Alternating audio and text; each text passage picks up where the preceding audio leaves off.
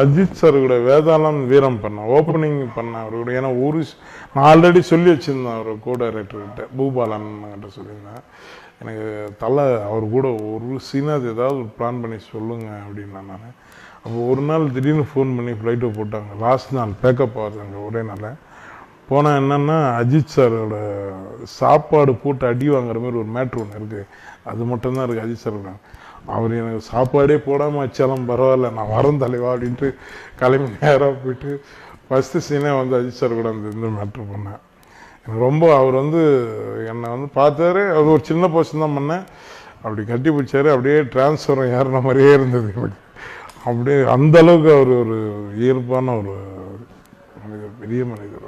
அதுமாதிரி வேதாளம் பண்ணோம் சாரு கூட, அஜித் சார் கூட வேதாளம். நான் ராஜேந்தர், அது இன்ட்ரோடக்ஷன். அவர் கூட அந்த கத்தி மேட்ரு எல்லாமே.